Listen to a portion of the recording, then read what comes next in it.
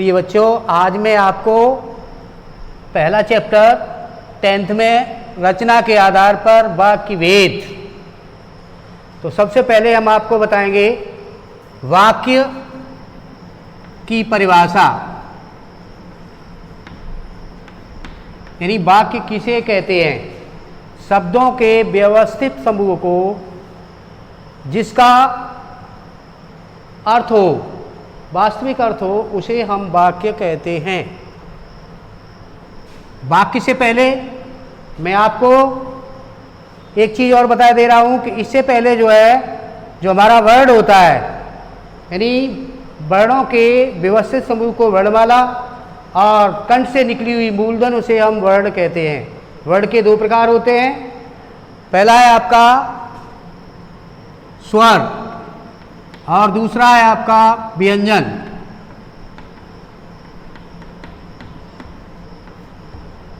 स्वर कंठ से निकली हुई मूलधन जो पूर्व स्वतंत्र होती है, उसे हम स्वर कहते हैं। स्वर के इस दो भेद होते हैं, ह्रस्व और दीर्घ। ह्रस्व के अंदर आ, ई, ऊ, री, और दीर्घ के अंदर आ, ई, ऊ, ए, आई, ओ और औ आते हैं।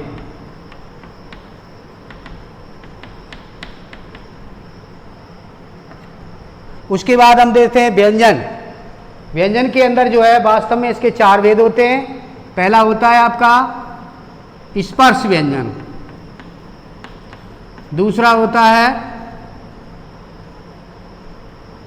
अंतस्थ व्यंजन और तीसरा होता है अंतस्थ, तीसरा होता है ऊष्म और चौथा होता है संयुक्त व्यंजन। स्पर्श व्यंजन हमारे जो है वो वर्गीय व्यंजन बोले जाते हैं, और ये संख्या में कुल 25 होते हैं। तथा अंतस्थ व्यंजन जो है ये स्पर्श और ऊष्म के बीच में आने के कारण इनको हम अंतस्थ व्यंजन कहते हैं। ऊष्म व्यंजन वो व्यंजन होते, ये संख्या में 4 होते हैं। अंतस्थ व्यंजन भी 4 होते हैं।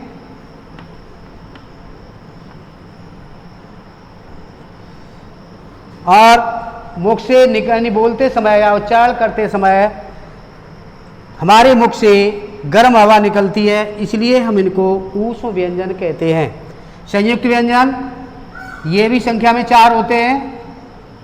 ये जो है यानी एक से अधिक वर्णों के मेल से बनते हैं।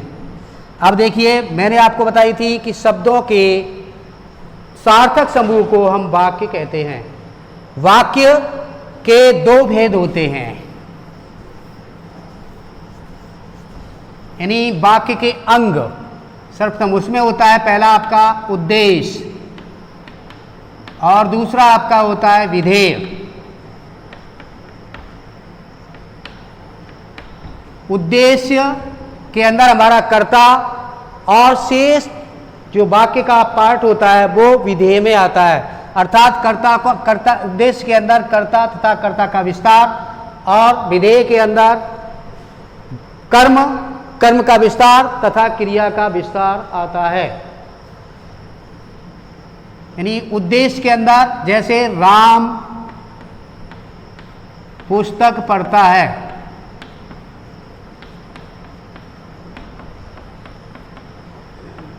तो इसके अंदर हमारा राम शब्द जो है वो उद्देश्य में आता है, और पुस्तक ये हमारा कर्म का विस्तार है, यानी कर्म है, कहने का मतलब कर्म में आता है। पढ़ता है क्रिया है, इसकी मूल क्रिया जो है वो पढ़ता है। तो इसके अंदर देखिए, पुस्तक पढ़ता है ये हमारा विधेय है, इसको हम बोलेंगे विधेय, और राम को बोलेंगे हम कर्ता। ऐसे ही और भी वाक्य होते हैं, जैसे रोता हुआ बालक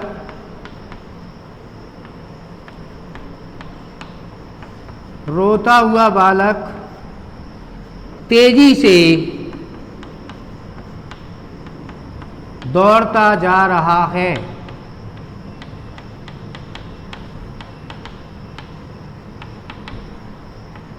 इसके अंदर देखिए, रोता हुआ बालक, ये हमारा होता है उद्देश्य, और तेजी से दौड़ता जा रहा है, ये हमारा विधेय। हमेशा ध्यान रखिए, वाक्य के अंदर एक मूल क्रिया होती है और उसके अलावा इसमें अन्य भी क्रियाएं होती हैं। इसमें तेजी से जो है ये कर्ता का विस्तार है, और इधर रोता हुआ वो तेजी से जो है वो क्रिया का विस्तार है, और रोता हुआ हमारा कर्ता का विस्तार है।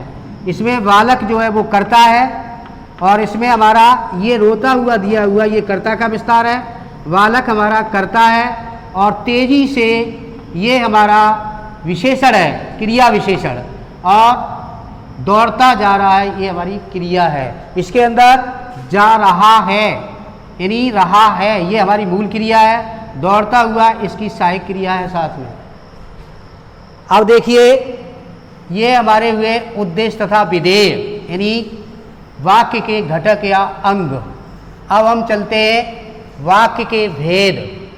देखिए, रचना के आधार पर वाक्य के 3 भेद होते हैं। पहला होता है सरल वाक्य।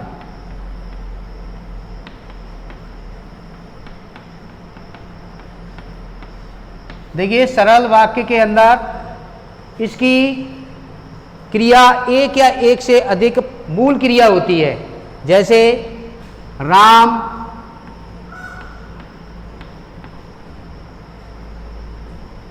पढ़ने के लिए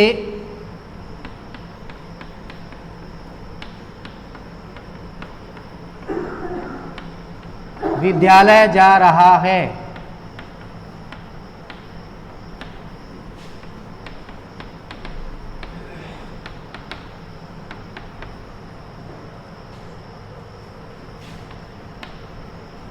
यानी ये हमारा सरल वाक्य है। इसके अंदर देखिए, जा रहा है ये क्रिया है, यानी वैसे है भी क्रिया है, जा रहा है ये भी क्रियाएं में ही है। इसके अंदर 1 या 2 या 3 या 4 या 5 तक या और अधिक क्रियाएं भी आ सकती हैं, और इसमें मुख्य कर्ता होता है सरल वाक्य के अंदर, और उसमें प्रधान क्रिया होती है। इसी प्रकार से और भी हमारे सेंटेंस हैं, जैसे मोहन पुस्तक पढ़ता है, ये हमारा होता है सरल वाक्य। यानी सरल वाक्य में मुख्य क्रिया होती है, और वह यानी कहने का मतलब है एक तरह से इसमें बिल्कुल साधारण तरीके से सीधी सीधी बात की जाती है। और जैसे तीसरे आप देखिए, मोहन पुस्तक पढ़ता चला जा रहा है।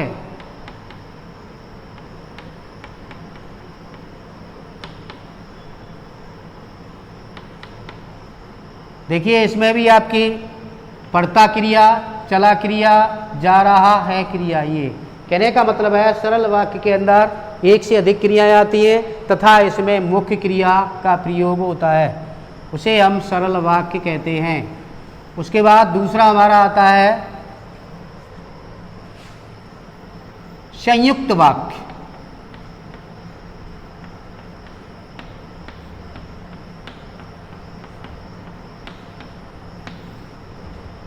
इसमें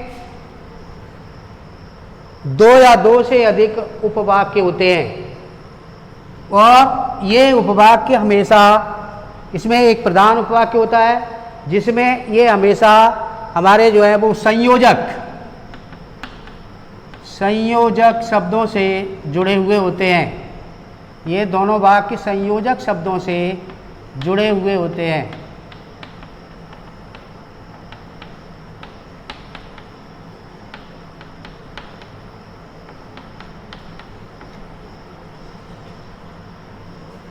जैसे राम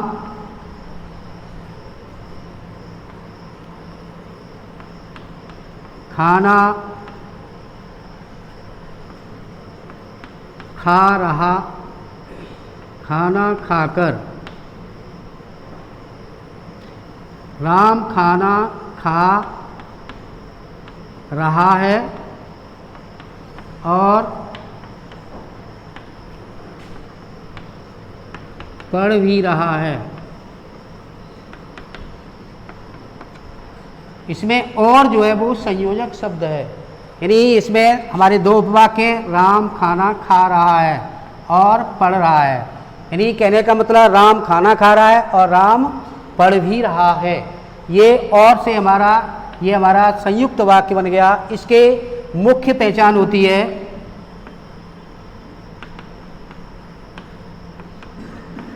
कि इसमें जो संयोजक वर्ड होते हैं, जैसे तथा, या, अथवा,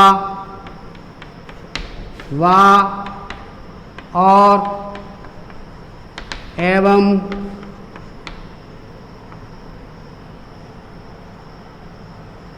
इत्यादि शब्दों से जुड़े हुए होते हैं, उन्हें हम संयुक्त वाक्य कहते हैं।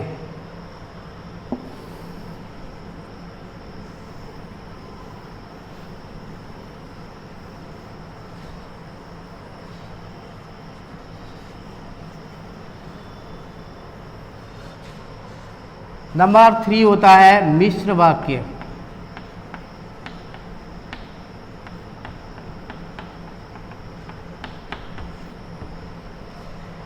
ये वाक्य भी दो या दो से अधिक वाक्य होते हैं, जिसमें एक प्रधान उपवाक्य होता है या संज्ञा उपवाक्य होता है। और इसकी सबसे बड़ी पहचान है कि इसके अंदर जब दो आपस में वाक्य जुड़ते हैं, दो या दो से अधिक, तो उन वाक्यों के अंदर व्याधिकरण शब्दों का प्रयोग किया जाता है। जैसे यदा, तदा, जब तब,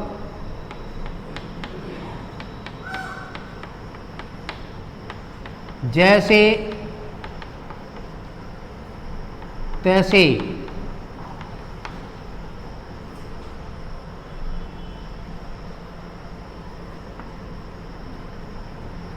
जब तक, जैसे तैसे, जो,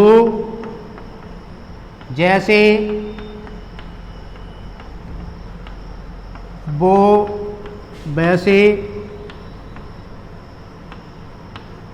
इत्यादि शब्द। इत्यादि व्याधिकरण शब्द होते हैं, या व्याधिकरण को अव्यय भी कहते हैं।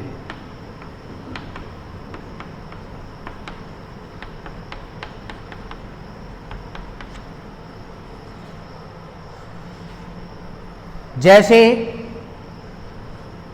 मोहन यदि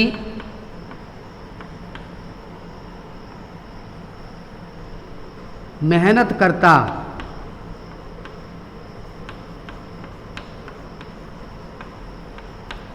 तो अवश्य सफल होता।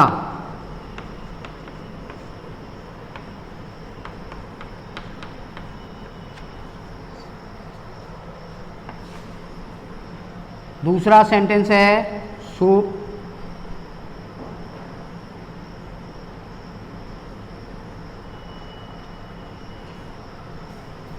सोहन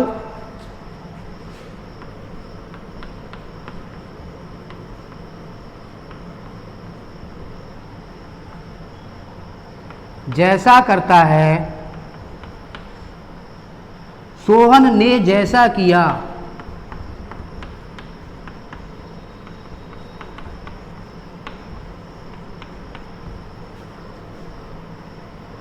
वैसा ही फल प्राप्त किया।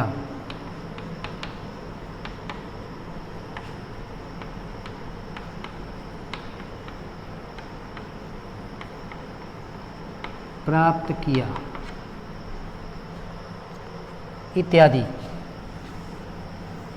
तो ये हमारे हुए वाक्य, यानी सरल वाक्य और संयुक्त वाक्य और मिश्र वाक्य।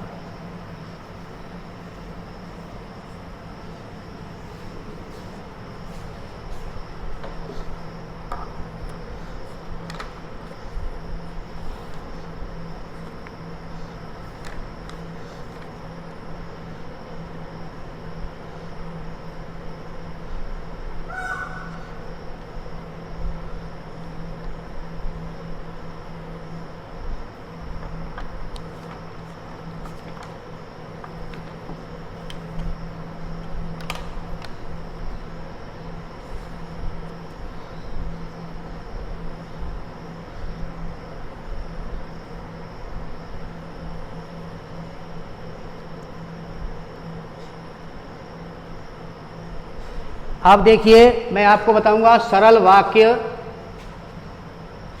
से संयुक्त वाक्य बनाना। सरल वाक्य से संयुक्त वाक्य बनाना। संयुक्त वाक्य बनाना।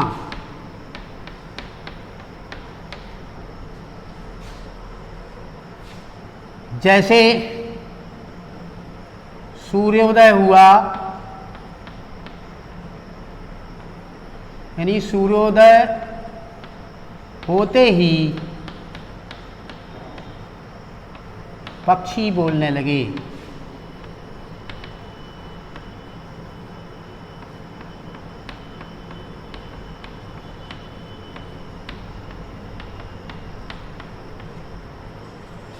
ये हमारा है सरल वाक्य।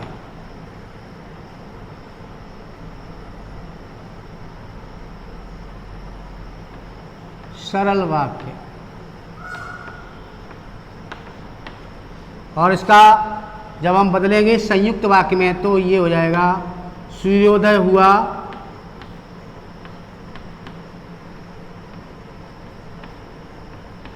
और पक्षी बोलने लगे।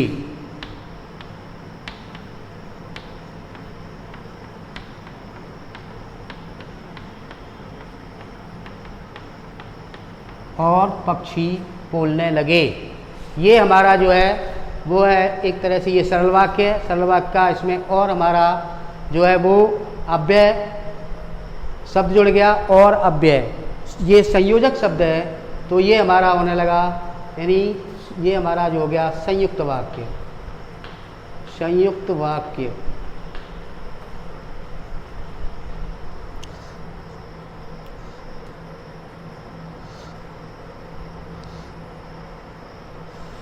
और भी देखिए दूसरा है बालक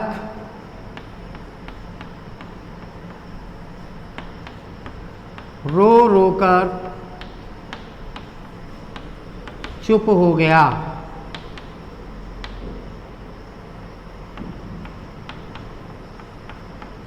यह है हमारा सरल वाक्य। और इसी प्रकार से इसको जब हम बदलेंगे संयुक्त वाक्य के अंदर तो बालक रोता रहा और चुप हो गया।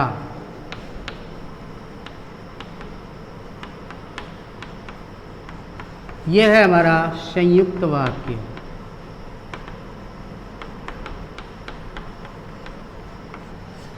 यह हमारा सरल वाक्य से संयुक्त बनाना।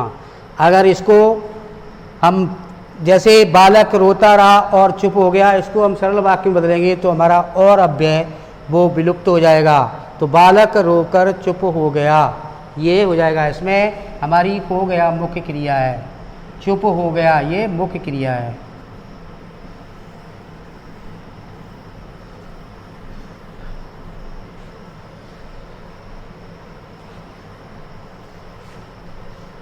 इसके बाद आगे संयुक्त वाक्य से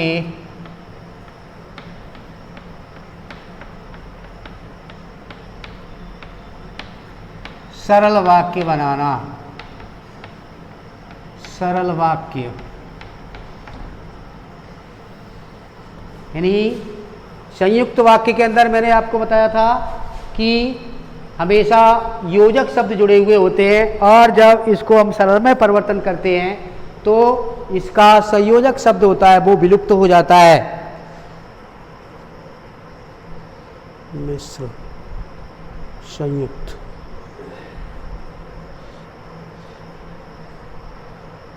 जैसे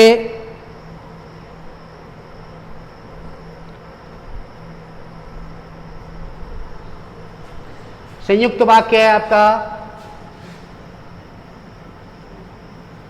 बालक फल, बालक को फल खरीदने थे,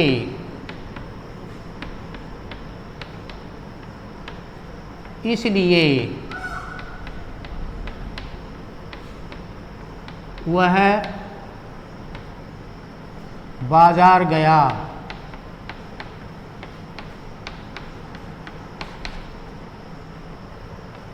देखिए इसमें इसलिए को विलुप्त या होना है, ये हमारा है संयुक्त वाक्य।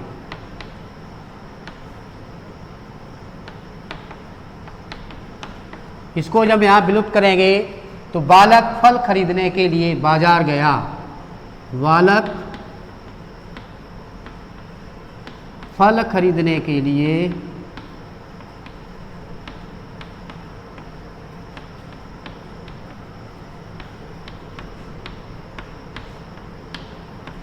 बाजार गया।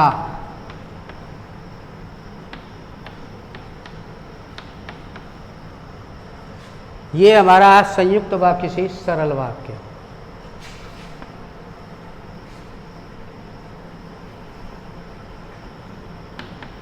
दूसरा,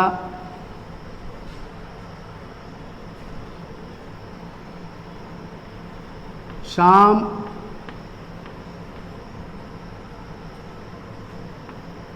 हुई और वातावरण शांत हो गया।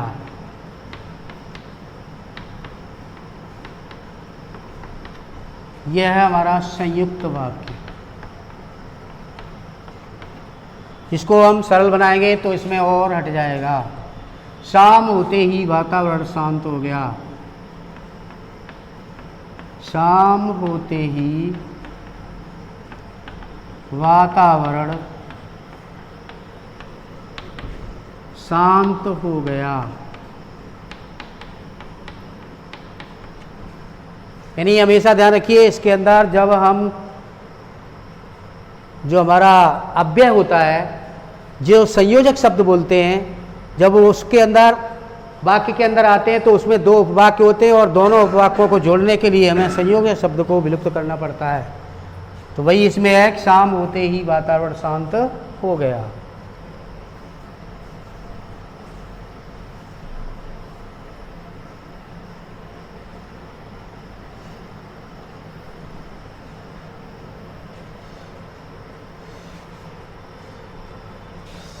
सरल वाक्य से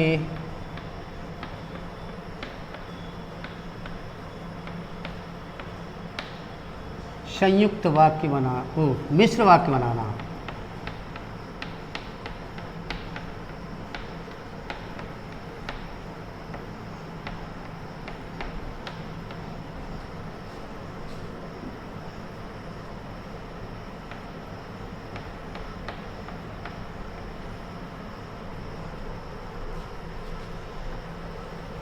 यानी सरल वाक्य से जब मिश्र वाक्य हम बनाते हैं तो इसके अंदर जो है हम व्याधिकरण शब्दों का प्रयोग करते हैं।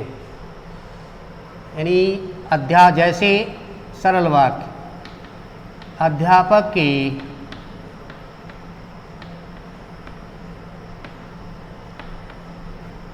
जाते ही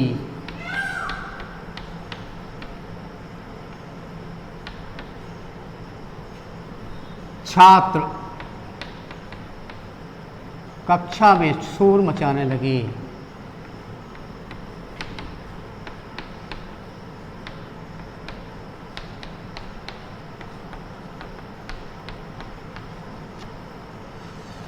ये हमारा है सरल वाक्य। जब इसको हम मिश्र वाक्य में बदलेंगे तो इसमें व्याधिकरण शब्द का प्रयोग होगा। यानी जैसे ही अध्यापक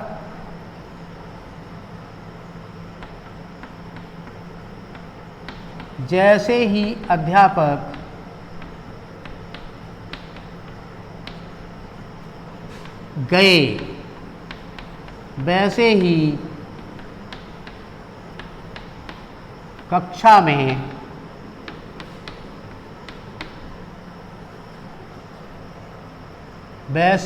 छात्र कक्षा में शोर मचाने लगे। छात्र कक्षा में शोर मचाने लगे।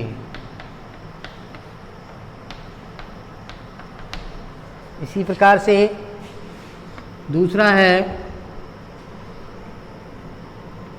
प्रातः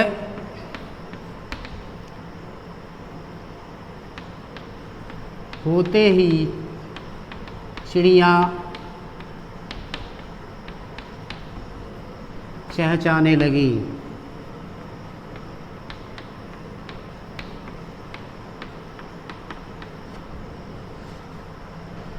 ये सरल वाक्य, और इसका संयुक्त वाक्य होगा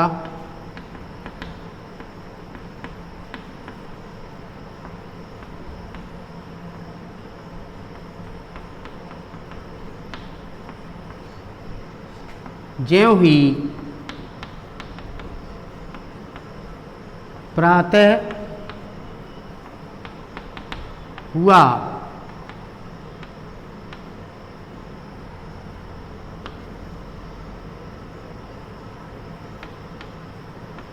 तभी चिड़िया बोलने लगी, या त्यों ही चिड़िया बोलने लगी।